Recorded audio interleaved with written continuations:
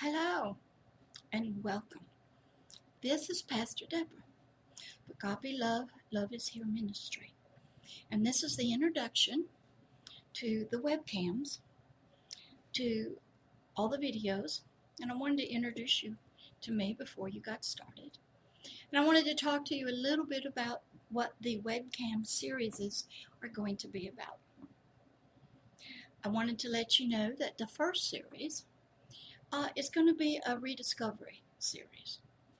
And as we travel through and we learn and grow, there'll be more and more series of rediscovery. I want to let you know that I'm in a pattern. I have been highly trained and educated, and I am coming to you as a partner and an ally of the most highest and mightiest general there ever is, agape love.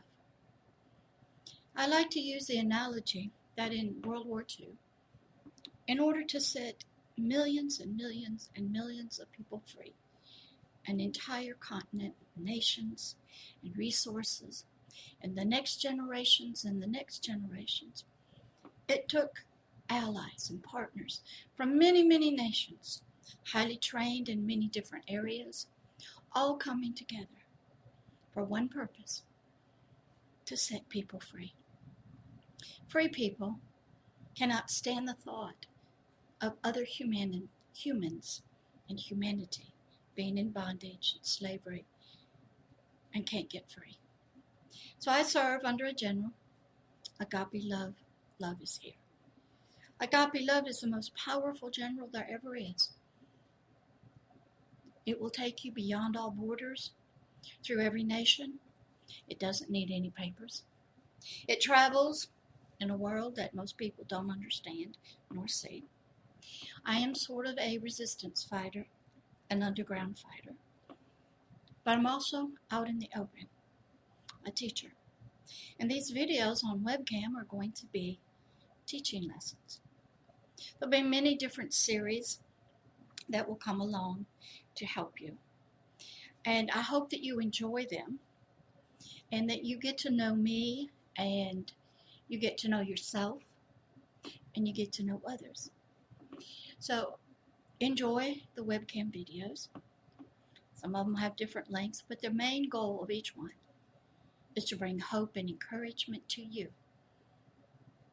the person that you have not yet met, the person that has been hidden from most of yourself, but not from others, and to help you discover that there is more to you than you know. And because I am a trained fighter, and I work very closely with Agape Love, we're going to be doing setting some things free. If you've ever watched any of the World War II stories and how Europe was invaded, some of the countries invited the people in. Some people welcomed. Other people did not have a choice.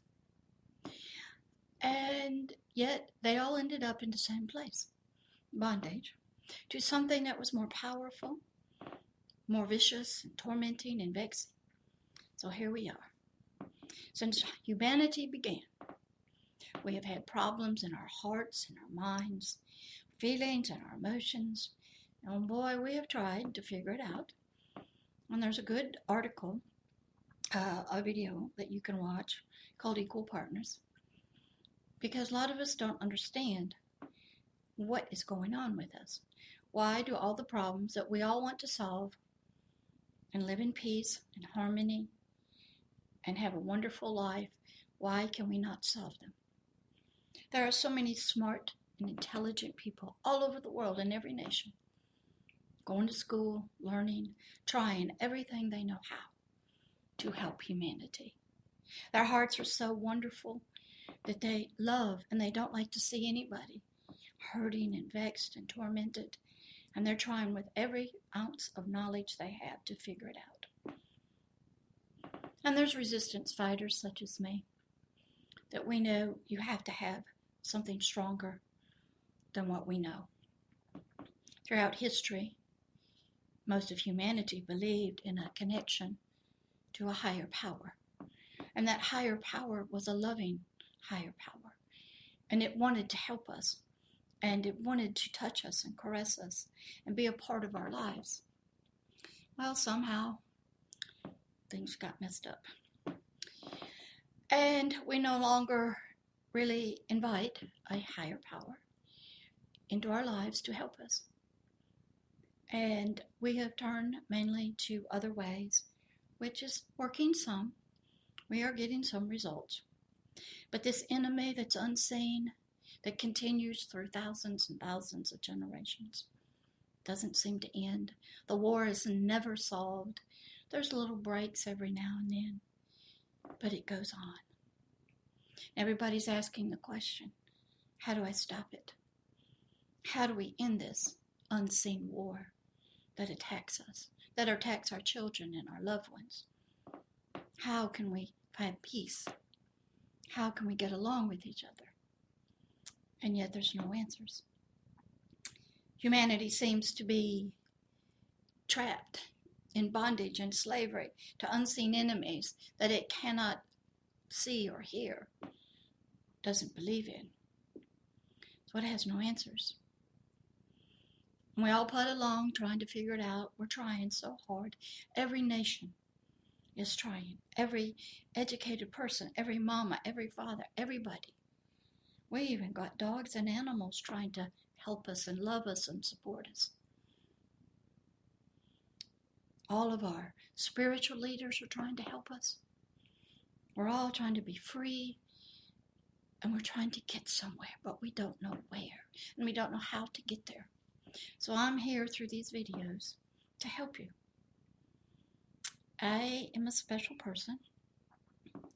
As I said, I'm a resistance fighter. I go undercover. I travel in that unseen world, unseen realm. I also travel in the natural realm. And I live in a home. And I do a lot of other things. But I am a soldier in a war as an ally, desiring that many others come along with agape love to help set people free in every nation from an unseen invader that has set up, entrenched itself, embedded, entombed itself in our lives, whether it's in our spirit, our soul, or our physical body. And it rules us and reigns us and torments us into deep slavery and bondage. And we don't know how to get free. So hopefully these webcams will begin to give you hope that there is freedom and to rediscover ways that have been long forgotten so that we can come together as allies and partners in a world war that crosses every nation, every boundary, and we can defeat this enemy that has tormented humanity since its beginning.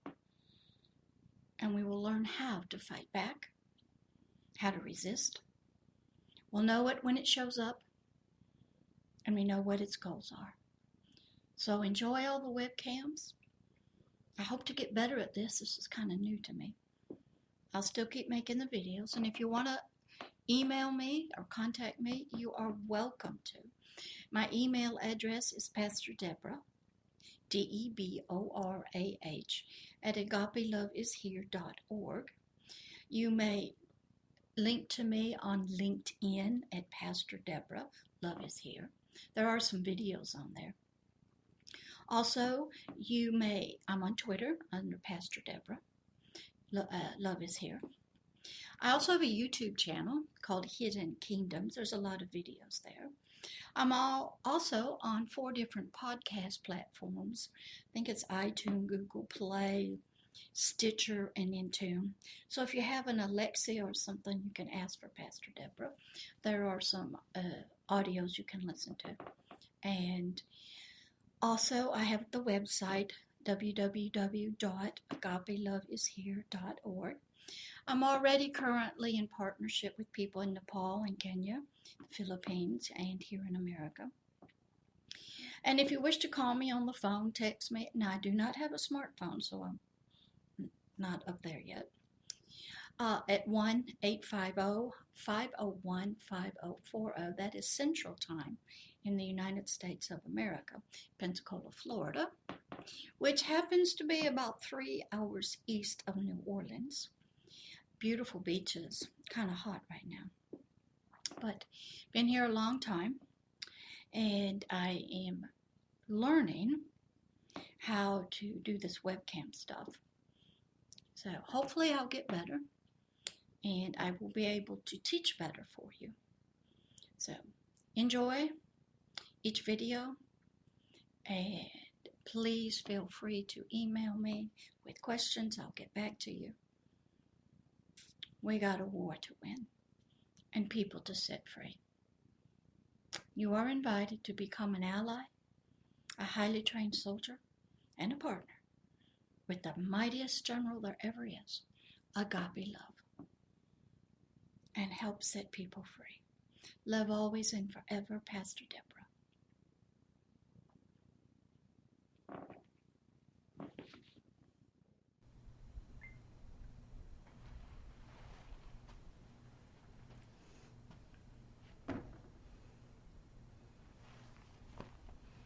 Hello. Welcome again. This is Pastor Deborah. Agape love, love is here. This is another episode of the series, the show called The King and the Kingdom. And I'm not quite sure what episode this is because I haven't been keeping up with them. But this one is going to help you to understand a little bit more about that unseen realm that your forever person lives in, the realm we are in right now. What? Yes, we're in the spiritual realm. We are actually in, I believe, where are we? We are in a big meeting hall, conference room, that's in the garden. And it's part of a big kingdom's the kingdom's university to do teaching. Oh, yes, in that realm, there are schools, there are teachers, lots to learn, because a lot of people come here without any knowledge. And they have to take a long time and learn and grow and develop. Even a lot of the living creatures that live in this realm don't have all of this information. So I want to welcome everybody from every planet, every solar system, every nation and tribe, every gender and no gender, and all the living creatures. So everyone can learn about the King and the Kingdom. This episode, this show, this webcam that I'm going to be teaching to you, as I said, we are coming from a conference room inside of a building, you might call it a castle, in the garden, where a lot of education does go on, as well as outside in the fields and under the trees, by the streams. Oh yeah, teaching all the time. Lots to learn. This episode is entitled, What Realm Does a Word Have Power In? We have been discussing what a word is, what is its image and its likeness, the desires of a word to live in this three-part system, the goals of a word to live in here, and then to work its way out through the mouth and govern nations and govern kingdoms, to govern families, to make decisions on business, in the justice system. A word is a powerful thing we have been discovering. And it sets up its home, its kingdom. For we decided also in one of the teachings that a word is king.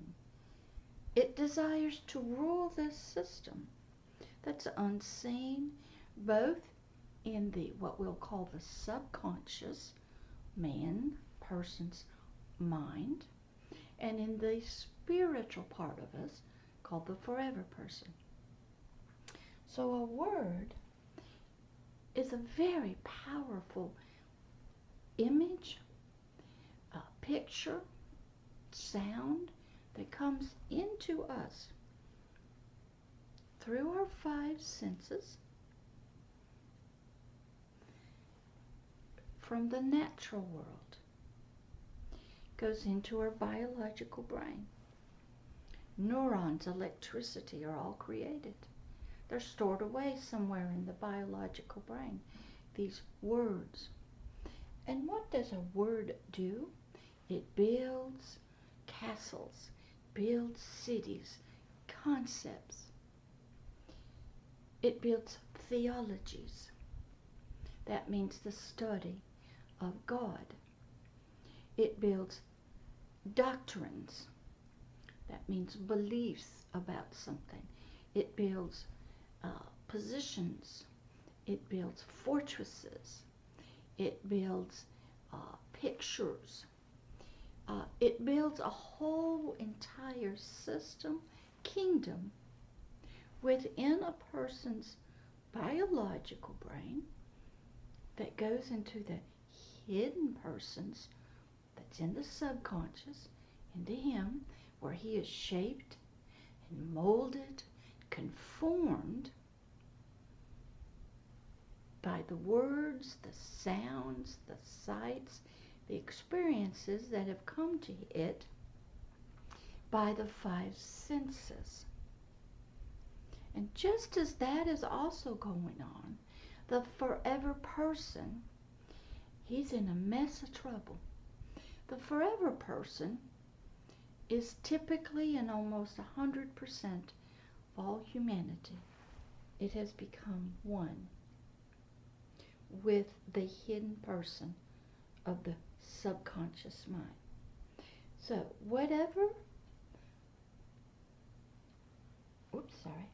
the subconscious receives from the five senses, its experiences, how it interprets it, because the forever person is one with him. The forever person takes on, believes, sees, and experiences the same. The way the hidden person is the way the forever person is. But then at the same time, the forever person, he does live, as we've showed you, in a world back here, in another realm. And that forever person has experiences. He has senses that he uses. He sees, he has ears, he hears, he talks, he has a mind, he has a body. He is in an unseen realm from the hidden man of the subconscious. So the spiritual part of us, the forever person, is having experiences, words from two realms come at it. It can get awful confusing. But today's lesson is we're going to talk a little bit more about what realm, what sphere of influence, where did it come from? Does a word have power in it? Why are words so powerful? Is a word a part of the natural realm? Can we see a word? Oh yeah, we can see words on pictures, paintings, a stamp, a drawing. Words are coming at us, feelings, emotions, somebody's beliefs, understandings, concepts, feelings. Words, unspoken, are coming in through the eye gate. we can maybe sometimes you go, that picture's talking to me. Um, I can hear some things going on in it. I can feel what the painter felt. Words, a picture, become a picture, a container, a song. It's coming into the ear gate. Music, poems, songs, they're coming in. They're talking to us, expressing themselves, telling us about the person, telling us about life, bringing us feelings through the ear gate. Our sense of touch also is a word. When you touch something, our nerves in our physical bodies talk to us. They tell us it's something safe, or should we pull our hand away? Our tongue tells us that that's not a bitter taste. Maybe okay to eat it or drink it. Words are coming in from the natural realm to us all the time, speaking to us. We are interacting with words. We discovered last time that a word is an image. It's a likeness of something. It is a container. It's a vessel for something. And it comes from somewhere. And it comes from something. In art, we know somebody painted the picture. Now, this is strange. We have seen elephants and even animals paint pictures. Are they talking to us about what they're feeling? Could be. When we look at a picture that an elephant has painted with its trunk, the picture speaks to us. We say that all the time. That speaks to us. We have feelings from it. Our eyes look at it and we have feelings. Some of the painters just painted some weird stuff based on what they felt. And you could have 5 people lined up and look at the same picture, and each person would interpret, hear, see, and feel different things. But everybody's looking at the same picture. A picture's a word. It's an image. But what realm does a word have this power in? Why is a word so powerful, a picture? In the natural realm, when we look at a picture, our eye gate sees something, brings that picture in digitally to our biological brain. Things start going off, receptors, all kinds of chemicals are released, it's flowing through there. It gets sent down to the subconscious. The hidden man then experiences through digital electrical images this picture. Based on his experiences, he interprets, he connects with, he gets feelings about this picture, this word in images.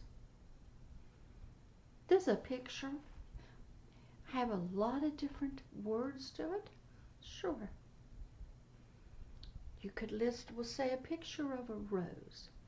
You could list the color. Oh, what a beautiful mature rose. Oh, it makes me feel so happy, so sad, so loved. So a word has some kind of power. But it comes when I'm speaking to you in the natural, well, we're in the spiritual, really. It comes out of a biological mouth into the realm, into the ears of somebody else, into the biological brain, down into the subconscious. So it's almost like a train fiber optics. We're getting down here. When it comes out here, or I'm speaking, what realm is that word in? What does it look like? We can take your words, put them on machines, and see the bar graphs. I think it's called oscilloscope. My son, who got into audio and recording, you could see the sound.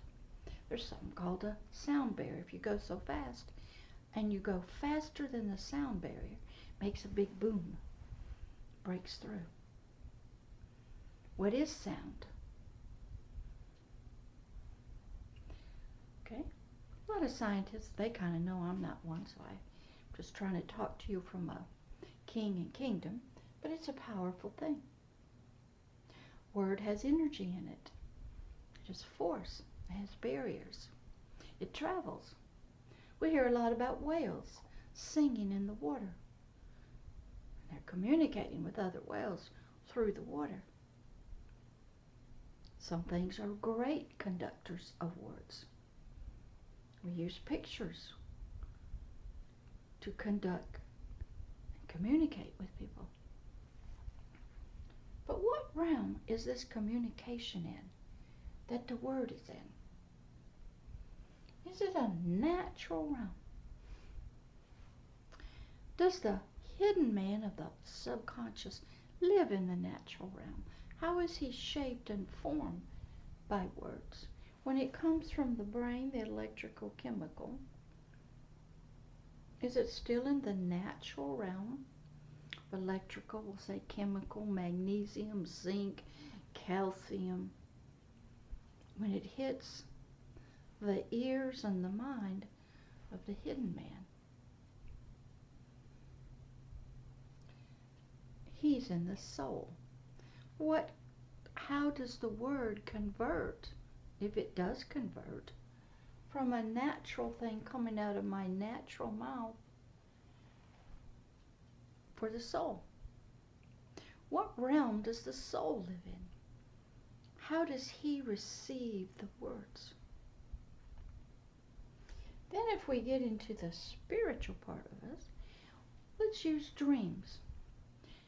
When we are dreaming, our conscious awareness is resting. Our eyes are closed, usually. Somehow our ears don't hear anything. Our conscious awareness goes into a sleep. But yet some part of us seems to dream, seems to experience things, feel like we're going places, has good experiences, bits and pieces of fragments. Sometimes we're singing, sometimes we hear singing, sometimes we hear like maybe a gunshot. And in that dream state, yet some part of us is hearing, maybe seeing, experiencing something. What realm would those words be in? Are they part of the natural biological body, as some people believe, and it's our biological brain just organizing everything, going through the day's events, putting things in file cabinets? Is that dreaming? Is it a biological realm of words? Is it a part of the hidden man of the soul? Is this him who's awake, but his conscious part in while he's in the bed or wherever, his five senses are gone to sleep, sort of, and not aware of anything, but the hidden man of the soul, is he awake? Is he the one that's doing the dreaming? Is he the one having the flashbacks? PTSD. Is he the one that feels like he's flying? Is he the one that feels like he's being taken out of his body? Is he the one, the hidden man of this subconscious? Are the words that he's hearing, are they just the words that came in through the five senses? Or could it be that when we are sleeping and our subconscious, is it sleeping? Is it awake? Is it resting? Is it a part of the natural system? Or could it be our forever person, our spiritual part? But what power do these words, these pictures have? And in what realm do they live?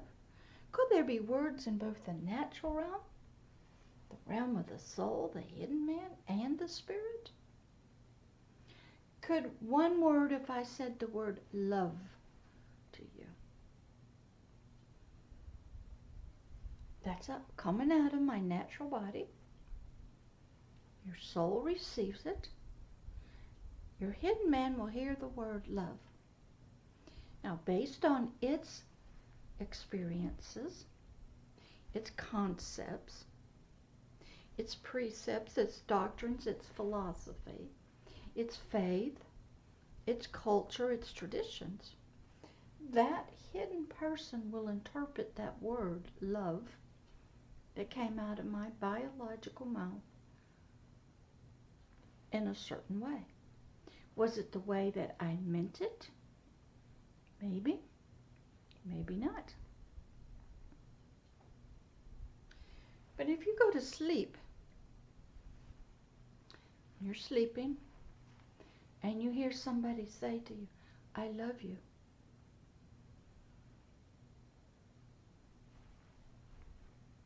Where are those words coming from? Were they the same words that were said to the soul from my mouth? That's just now penetrating, getting at a deeper level. And this person, this forever person, is just now hearing, I love you. That got passed through somehow the soul and the hidden man of the subconscious to the deep spirit. Is it the same words from the same person? Did my word that I spoke in the natural to somebody, I love you, was that word from a realm that could pass through the soul part and travel on to the spirit? What kind of power would that be that a word would have to do that? How does a word travel in the spirit? Can we see a word in the spirit? Can I look on some kind of oscilloscope? Is there a sound barrier in the spirit? What do words look like in the spirit? What kind of power is behind a word in the spirit? What kind of power does a word have when it comes into the ears, or if you are deaf and you work with braille or hand, okay, and they do the talking with their hands?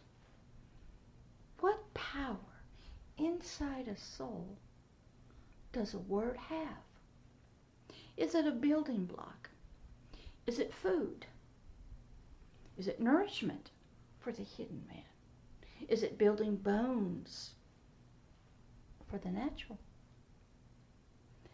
Some people look at words in this manner. In the natural, the biological body, when you're a little baby, must have water, nutrients, food, rest. It must be moving, challenging its muscles, but the muscles need protein to grow. That comes from food. The bones need calcium to grow. Must come from food.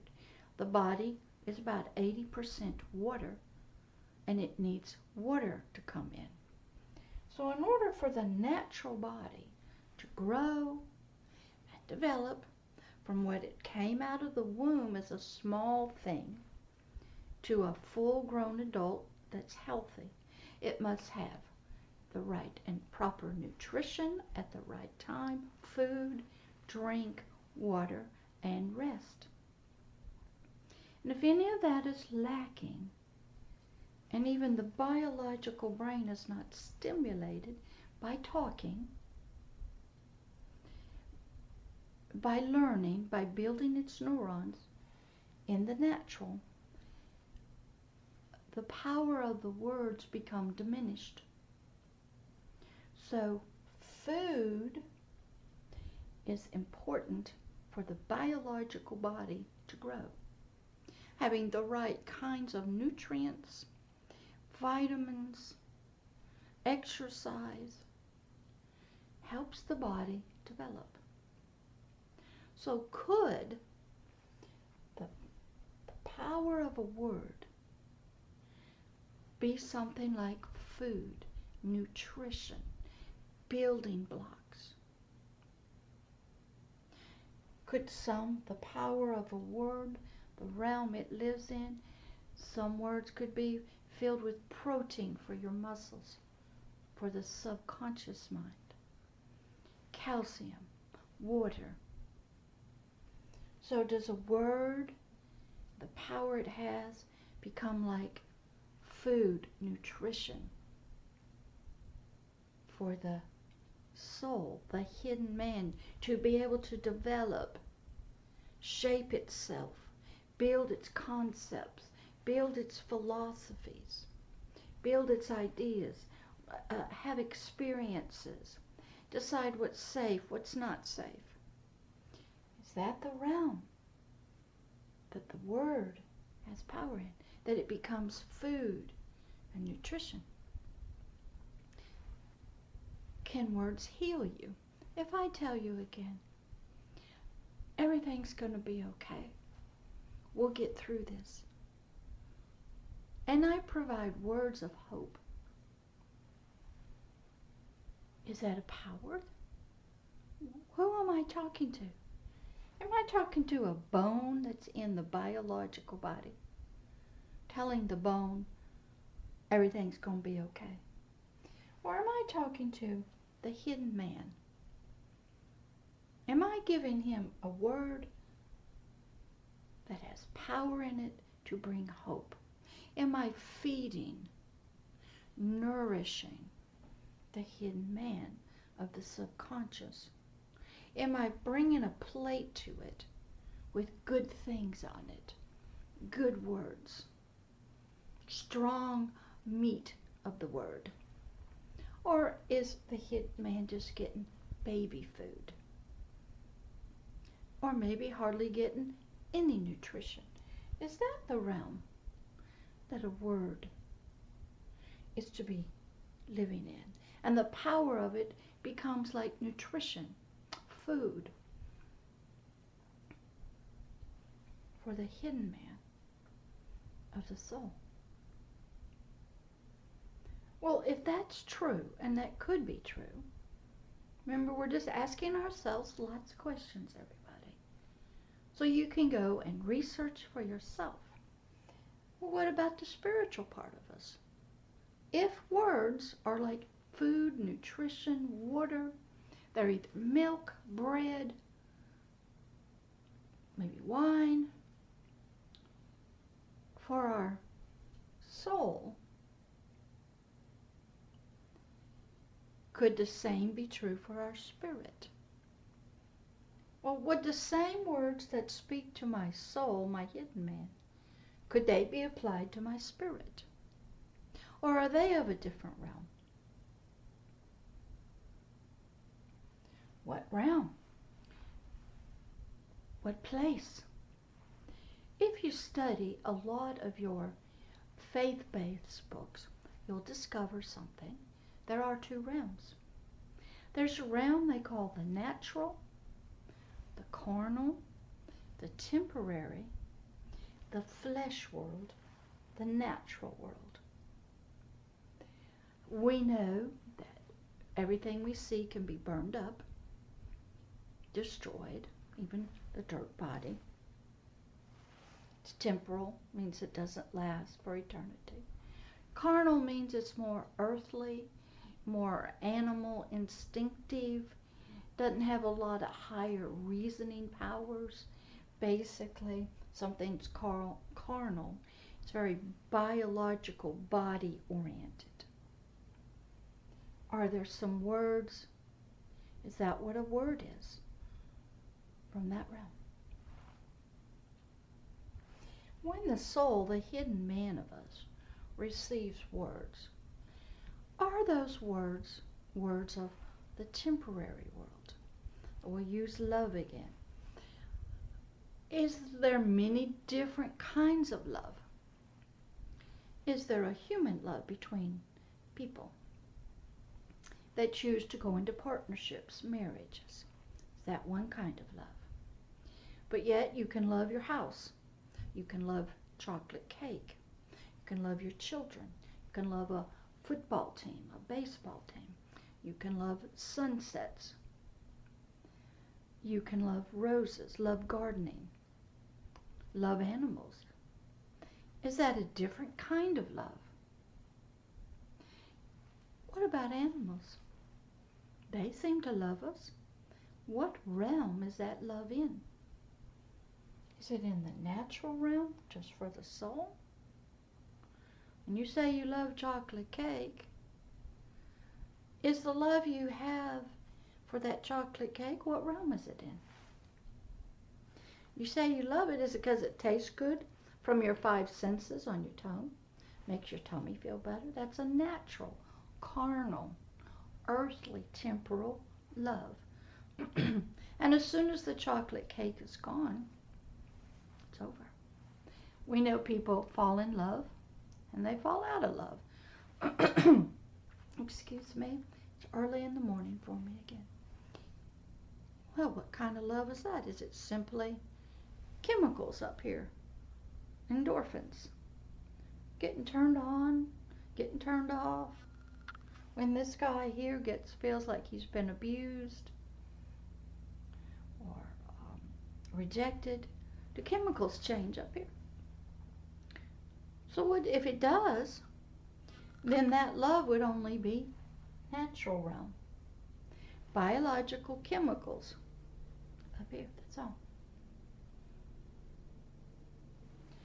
So we have to figure out the realm. Is the word an eternal, spiritual word? Is that the realm it is in? Does it have power in that realm? Is it just a temporal word from the earthly, part of the five senses that can change based on our perceptions, our experiences, what our eye gates see, what we hear? Is it just chemical, electrical? Is it that realm that word has power in? Now you're probably wondering, why does she keep going over word? Word is very important. It desires to grow us, develop us, feed it its nutrition, its vitamins, become our source of substance, just like food does for the biological body. A word desires to be the source, the nutrition for our hidden man of the soul. It builds it, it shapes it, it forms it. It helps it to form philosophies, concepts, ideas, beliefs. Helps us to create traditions. It even helps us in the form of trying to find a higher power called religion. Religion is more of the soul.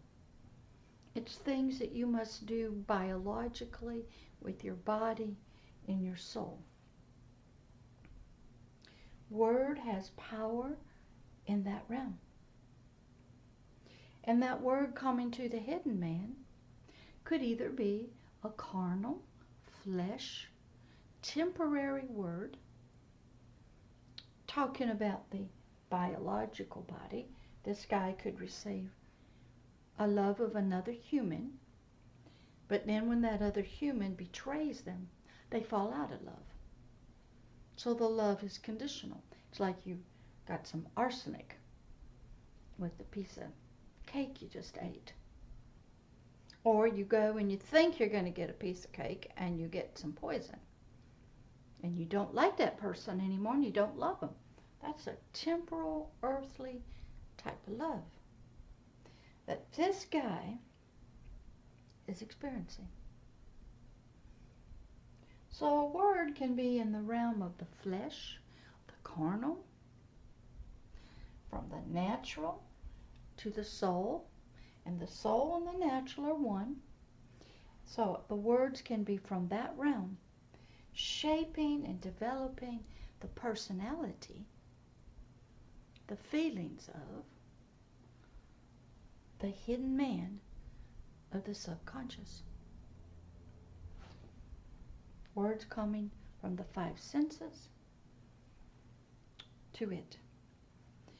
There is a saying from an ancient long time ago that this guy right here, the hidden man, because he's of the carnal nature, receives all of his knowledge, his ideas, his concepts, his beliefs, his facts from the natural world, the five senses, what he can see, what touches him, what he can eat.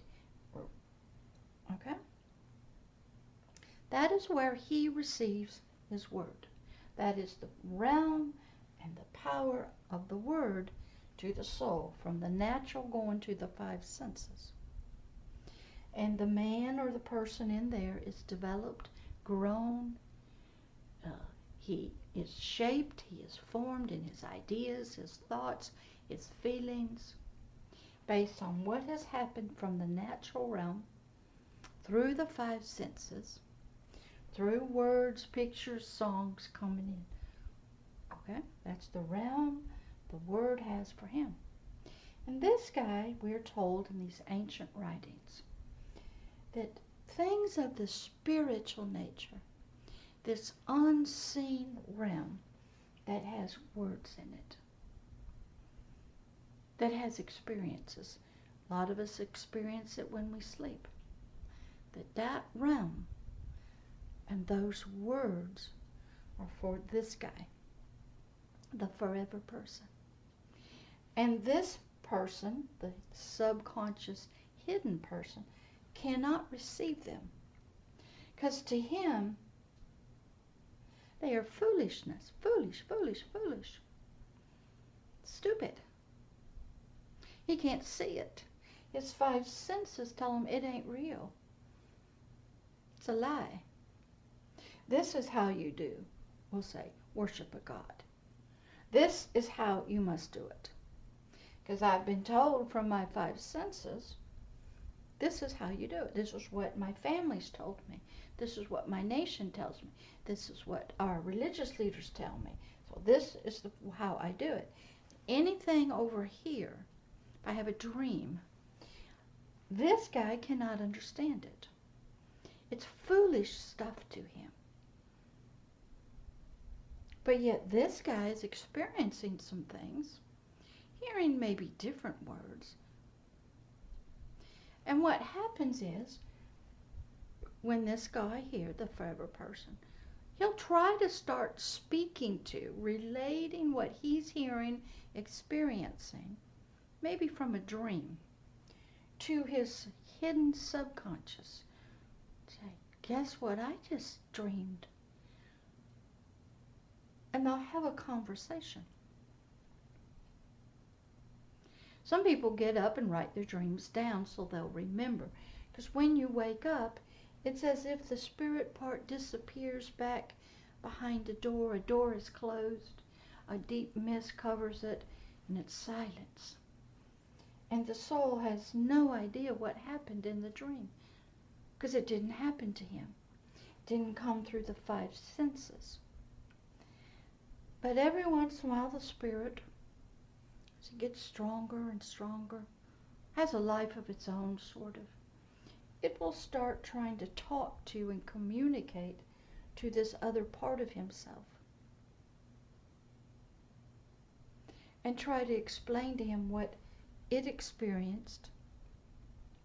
It's not the same thing that the hidden man of the subconscious experienced, and what he heard and what he saw did not come through the five natural senses. So his word is from a realm of the spirit, an eternal realm, which the soul goes, don't know anything about that. I'm not in contact with that. I'm in contact with the natural, temporal world, the world that my five senses tell me is real. I can see it, I can feel it, I can hear the words with my biological brain. That's the realm I live in. That's the power of these words that come through the five senses. That's where I'm at. But the spirit over here is, yeah, but I think there's another realm. There's other words. So sometimes a war breaks out between these two over words. What's true? What's right? Some people will interpret when this is going on. They'll go, my conscience is bothering me. That's something I did. The conscience is here in the soul, in the subconscious. It's the voice of this little spirit speaking to this soul that what you're believing, what you did, doesn't line up with what I, in the spiritual, have heard, have written words in me. That's another whole teaching. I have learned something, not from the natural world, not from the five senses, like you have. I have learned it from some eternal realm. And I'm telling you what you're doing or what you did doesn't line up with that. So the subconscious guy starts feeling guilty. He says, my conscience is bothering me. That's happening in the soul part. A little voice. Some people call it just got this feeling in my gut. I don't know what it is. Okay? It's usually the spiritual part speaking some words to the soul, telling it something. But because the soul basically only receives its knowledge, its understanding, its truth, its beliefs from the five senses of the natural, of the natural world. Anything else coming from any other source is strange, foolish stuff, not to be believed. It's unreal. It's just superstition. It's just science fiction, make-believe, fairy tales. Because only the five senses are king. And what they bring into the soul, that's the realm the soul receives words from, the natural. The power of those words they are from the five senses.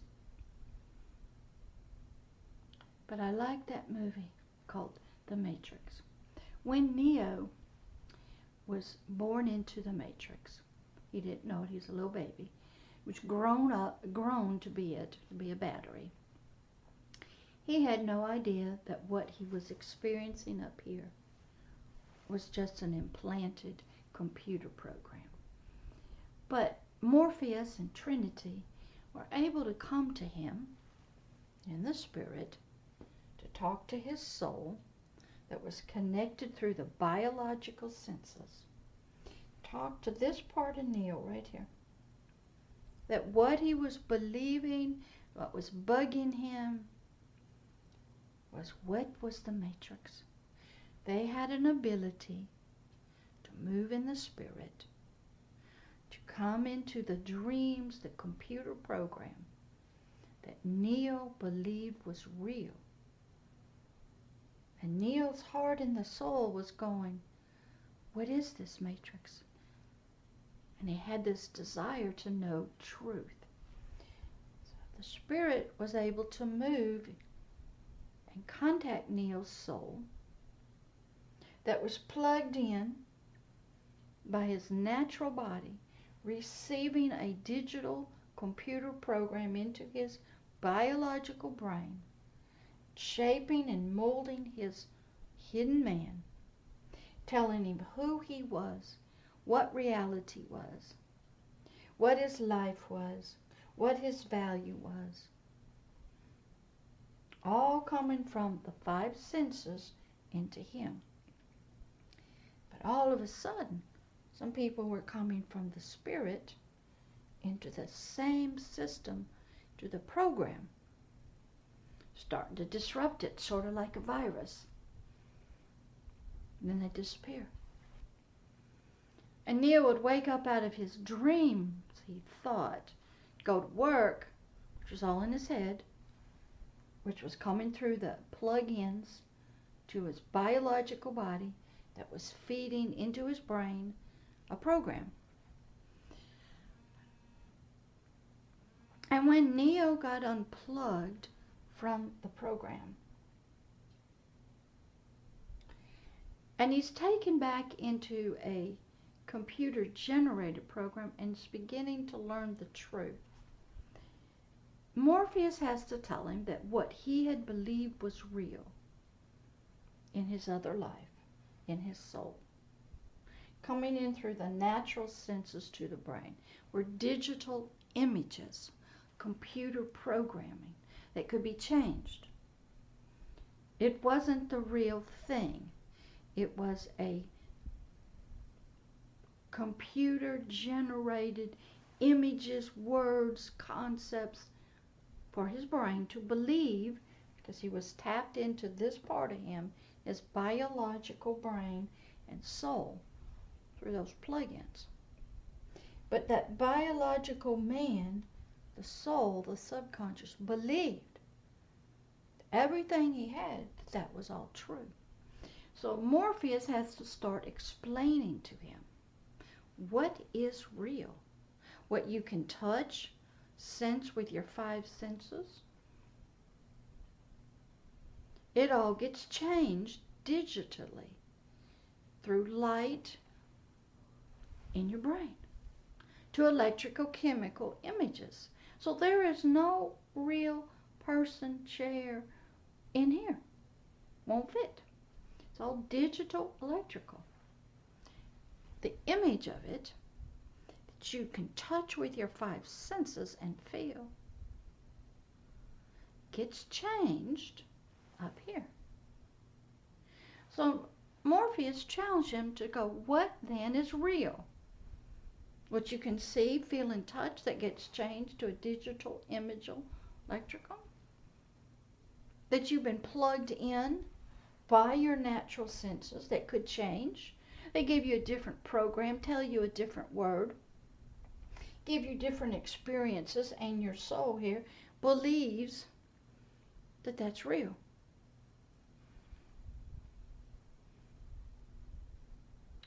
And Morpheus said, I can't show you and tell you what is really real. You're going to have to discover this for yourself.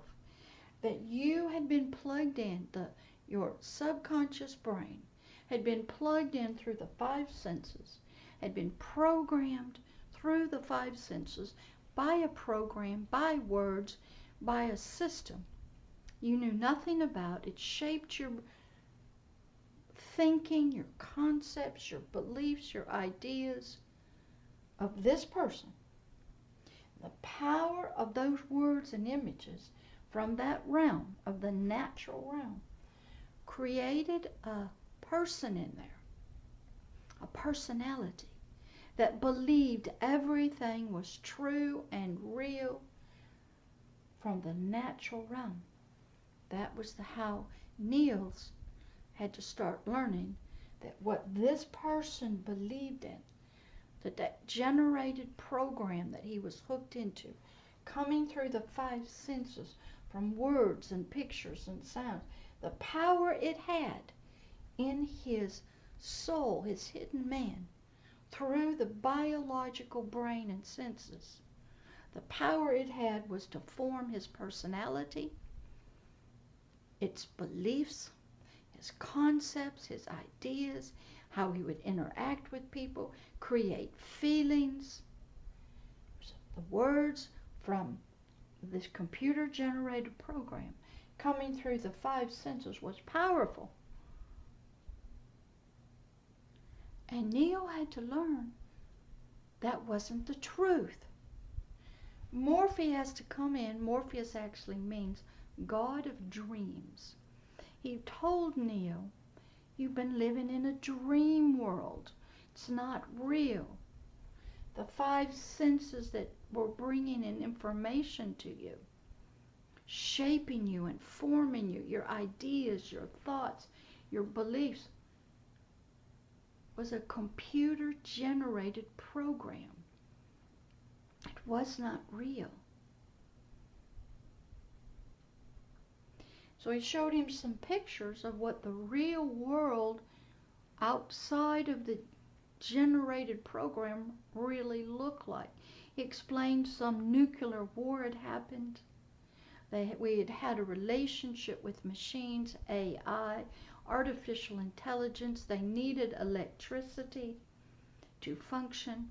And when this nuclear holocaust destroyed everything and put a cloud between Earth and the sun, the machines could no longer get their electricity. They had sort of become living. So they found that a human being produced electricity, which if you look at the natural body, it will. It has electrical power in it. Something's keeping the heart beating, the eyes blinking, okay, the arms moving. There's electricity, electrical power in it.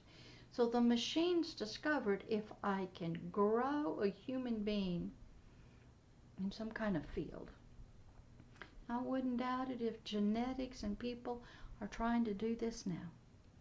Then I harness the energy that's in them, but I don't think the humans, the machines, will let us do this willingly.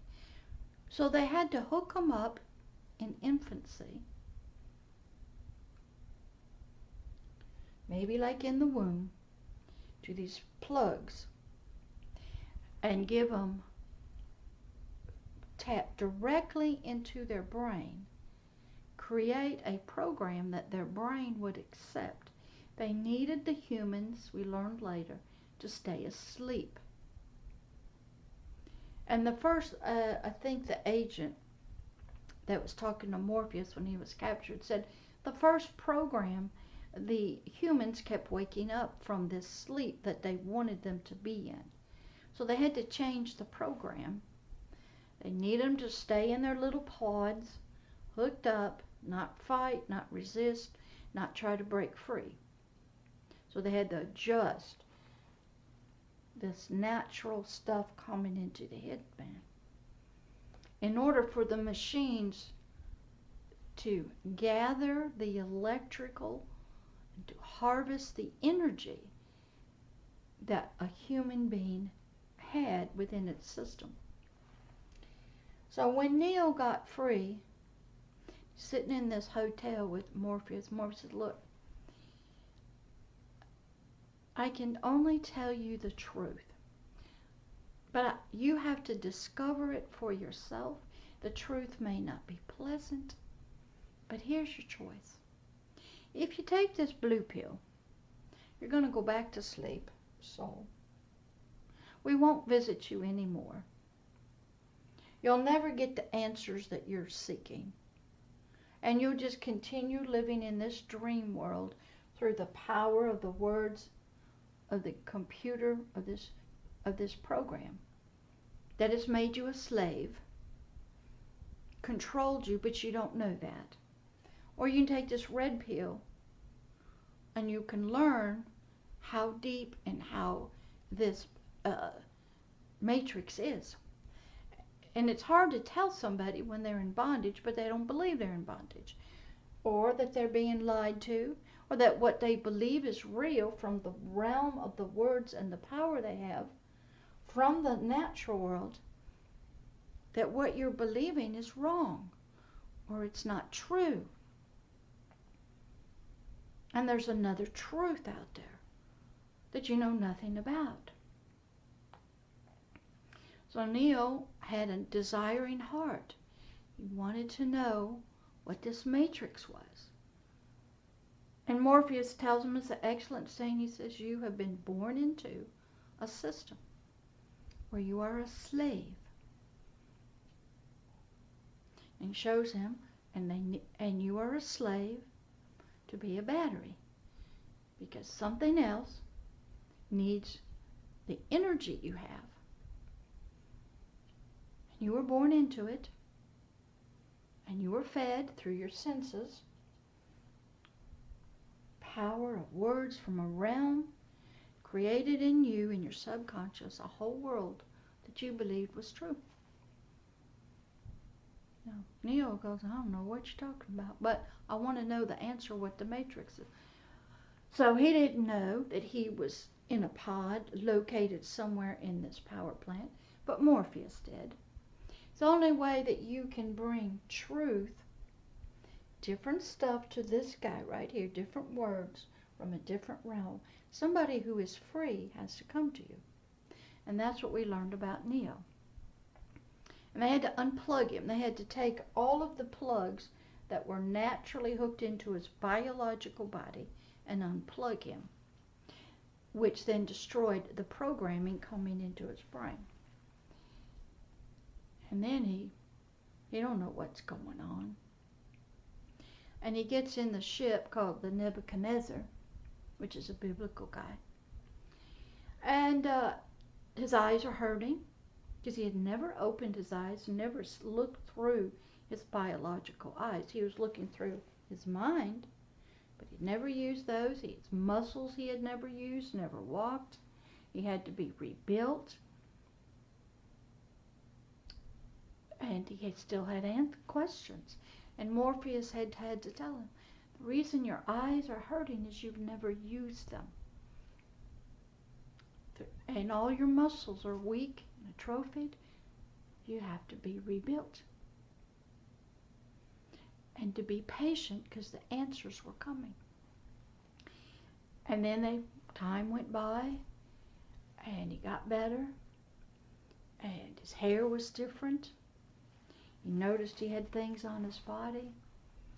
And Morpheus comes in too and says, Neo asks him, where am I? And Morpheus says, that's not the real question you need to be asking.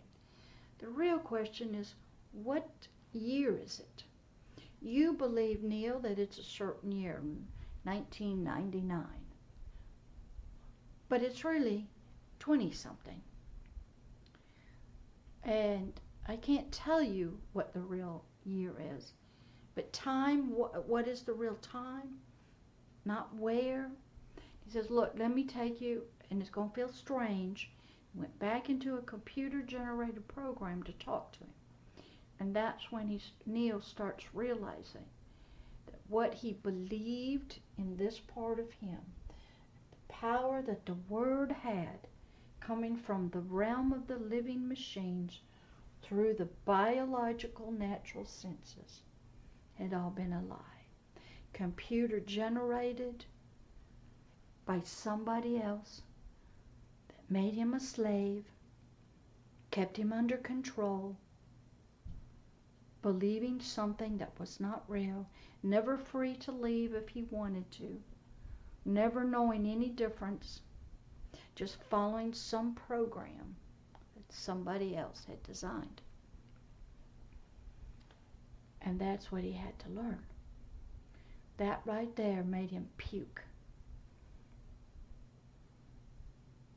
Because Morpheus had to take him from where he was, the realm, from the natural, from the power of the words, from the natural, from the computer, to this man, to this hidden man, and sort of shock it that what it believed had been real and who he was all a lie. And that is the realm and the power a word has. That is where most people live. And they have to be unplugged like Neo. They were born into darkness, born with the five senses. We all are. We've all been shaped and formed. This guy, Anything spiritual, really deep spiritual, is foolishness to it. So we get into religion. We get into doing things in this realm, the biological, thinking that we are doing what we're supposed to be doing. The realm that words are, they are in the natural, but their goal is their food. They shape and conform and grow and develop the personality, the mind, the emotions of the hidden man. And while the spirit is over here, he's getting some of this. He's getting most of this. So we have a big mess that has to be dealt with. If you watch those Matrix movies, it's a hard slog to get through it. But Neo got there with the help of Morpheus, who believed in something, Trinity, who showed him love. But you'll learn in the Matrix movie, the only way you can get where you need to be, where the spirit part is, the king, the words from it, the power that they have. This guy right here, you see it in the Matrix, he got shot. He died. The agents for the machines thought they were rid of him. But there was agape love standing over him in the Nebuchadnezzar Trinity. The machines were coming, whatever they were, going to kill him. And Trinity is talking. He got shot. And he was told that if you die in the Matrix, you die, your physical body dies out here. That is biblical. I've been through that. If you die in the spirit, that part of you and that part dies. So here he is in the Matrix, squared off with the agents, and they fire guns, and he gets shot by many bullets, and he falls down and dies. Heart stops. He's dead. I got him all monitored up. Trinity is over him saying, this can't be true. Because the oracle told me I would fall in love with the one. You can even see the play of words. The word Neo, N-E-O, is just the word one.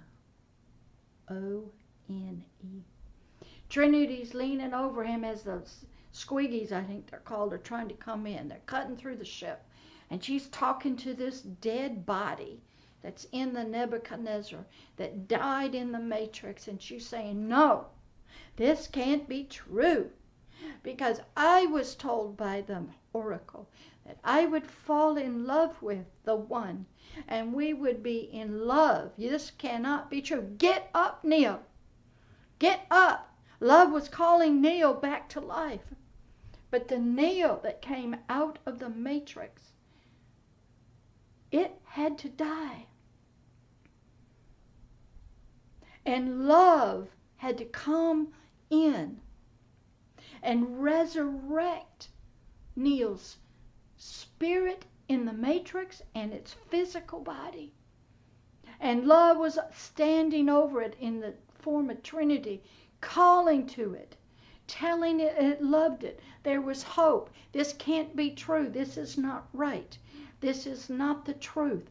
Get up, Neo. I love you. I love you. And she starts kissing him, breathing life through love back into the biological body, back into the spirit. And in the movie, his heart starts beating, both in the Matrix and in the natural. And everybody's going, oh no, this can't be this. Oh. And then she says, get up, Neo, run. And Neo stands up. You'll see him in the Matrix. He stands up. He's different now. He's a resurrected spirit. The old Neo, the old soul part of him, died in the Matrix. Fearful, running, died by gunshot. But love, speaking from the spirit into it, from the natural into it, said, get up. So Neo stands up, takes some deep breath. You can see the hallway of the Matrix breathe. He had changed. He had stepped into the realm of the spirit and the matrix. He could see the walls, and everything now was code, because he's now in the spiritual realm. The flesh part of him, the part that grew up with the matrix, the plug-ins, it died. But agape love through Trinity, through words, the power of words of love, fighting for it, speaking words of encouragement and hope, calling it back, saying, get up, come back. This is not how it's supposed to end. Speaking words from another realm that went to the soul and went to the spirit. Neo got up. He was different, for he was the one that was going to change and free the people. But the old Neo that grew up with the natural plugs, believed who he used to be, was trying to fight and understand this matrix and all this stuff from that perspective until it died. Killed in the matrix. It could not come forth and become what it was supposed to become, that Morpheus believed was going to come, that Trinity believed in love so powerful it could transcend death. And Neo needed that power of that realm, of those words, to resurrect him. And it did. Great. Great. I don't know what to call it. Just great. Excellent. God was talking to those people that wrote that and did the visualization. So, today's lesson, so we have to discover what realm does a word have power in. We discovered there's a natural realm, a soul realm, and a spirit realm. And words are in all realms. They have power in all of the different realms. And they have power to save your life, power to keep you a slave, their food, their nutrition. There'll be a battle of the worlds and the words between the soul and the spirit. The words will conflict, concepts will conflict. But this is today's lesson of the king and the kingdom. And what was it? What realm does a word have power in? All of them. Words are powerful. They can bring life, they can bring healing, they can bring blessings, they can bring curses. They last through generations. They can be destroyed. They are containers. They can be embedded in us. They come in picture form, songs, words. Words are powerful. They're in both realms. So go do some research. Watch the movie The Matrix. Go slow. I had to write down every single word. I watched it over and over and over and over again. Learn. Go and look up the word dictionary. Look up the word realm, power. Do some research. A lot of good faith-based research. A lot of research from the scientists about words coming in. The therapists use it in mental health called cognitive. It means mental. We're going to work with your mental processes, your cognitions. Philosophy means philo, means love, and osophy is thoughts. You're in love with your thoughts. Go back and study Greece and Rome. Go back and study the great philosophers. Go back and study the great thinkers about the power of words. Even when you write them down, they become law. The word becomes law. Guides nations and countries. It guides your conscience. Words come out of a realm, but the natural, they go to the soul, to the hidden man to shape him, his personality, and they're in the spirit. So enjoy. This was a long one today. Actually using a new camera. Hope it looks good. I'll check it out. Try to get it up as fast as I can for you. I'm trying to hopefully developing some new things on the website for you. So enjoy. Pastor Deborah, Agape Love, Love is Here. www.agapeloveishere.org. Enjoy. Don't forget the YouTube channel at the Hidden Kingdoms. And look forward to you for the next time on the King and the Kingdom series. Love always and forever. Pastor Deborah. Class dismissed and everybody is free to go. Go and play.